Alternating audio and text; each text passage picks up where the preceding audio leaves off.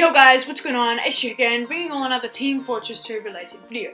So, before this video, I just want to say that I'm not milking the Pyro update for views. I'm genuinely hyped for this update because I've only actually been in TF2 for one major update, and that was Meet Your Match. And as you all know, that was a bit disappointing.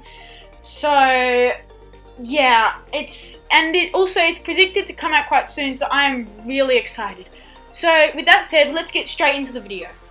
So today I'm going to be talking about 5 reasons why the Pyro update will be amazing, and I hope you agree with most of these. I've tried to do as much research as possible for all of these to get the right dates and all that, and I think I've got it pretty much right. So yeah, let's get straight into the first reason. 1. So first and foremost, we have the fact that Meet Your Match was brought to us, however incomplete it was, on the 7th of July last year, and as of the day I'm making this video, it is the 14th of June. This means that Valve has had nearly a year to complete the Pyro update, because, there was, the whole voting system in Meet Your Match, and that did take time, but the Pyro update was announced not too shortly after Meet Your Match, around Halloween, and so that means they've nearly had an entire year to work on this update. So they should have had enough time. I know the TF team is really small, but even so, Meet Your Match came out about 6 months after Tough Break, I'm pretty sure. I think Tough Break was quite a new thing when I just started TF2. So it should be really good because they've had plenty of time to sort of polish off the rough edges, which Meet Your Match had because, well, Meet Your Match, you could tell it was incomplete when it was out, and the Pyro update should be quite complete when it comes out, because they've had plenty of time to complete it. 2.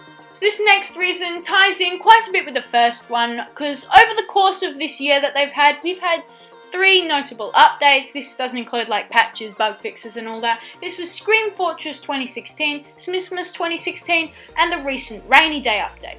None of these updates brought any major components to the game, and Halloween or Scream Fortress as it's called was quite similar to the year prior, and so was Smissmas, and quite a few people didn't really like Smissmas because there was nothing too new. It was pretty much just cosmetic cases. It wasn't bad, but there could have been more. And the contracts on the Scream Fortress update were bugged for about a week, and I'm not trying to point out that Valve was lazy, but more that they had something bigger on their plate, the Pyro update. The smaller size of the recent updates compared to previous years suggests that Valve has been putting less time and resources into those updates that we've had since the Pyro update was announced, and more into creating the Pyro updates. Over the course of the year, they've actually been prioritizing the Pyro update. Now this is just using sort of deductive reasoning, so I may be wrong here, but this sort of is what, it does look like to me. 3.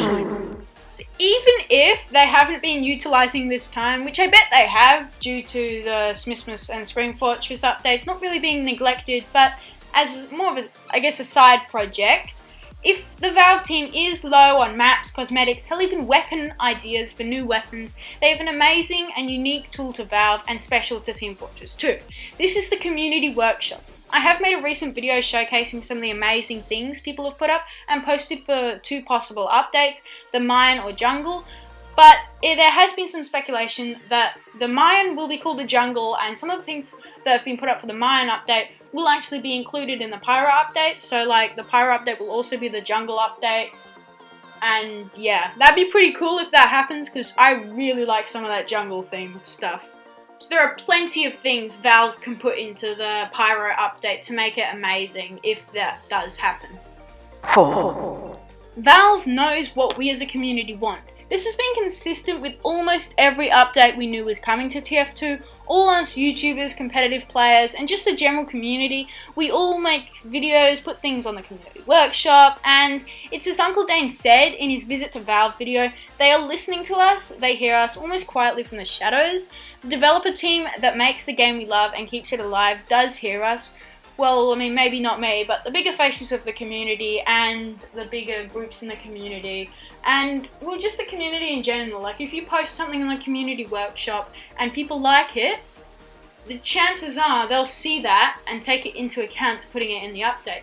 Or, you know, one example is like everyone seems to want the bug with the Pyro's flamethrower range to be fixed, and while that is something they probably would have fixed anyway, the fact that we want it fixed would lead to them, you know, fixing it quite promptly. That's probably, I would hope, is one of the first things they fixed in the update. I would hope. 5, This one ties in quite a bit with Valve knows what we want, and this is that the Pyro update will be amazing, is the things that at this point we already know that are most likely going to be in the update. So we're going to see probably a new campaign which will have contracts, a reworked contract system that allows people to actually choose the contracts they do and what rewards they will receive. And we're going to see one new Valve-made jungle map and some of the community jungle maps and some of the stuff which maybe some of the stuff I showcased in the video I made, but we're going to see some of the stuff from the workshop that would be for the jungle update.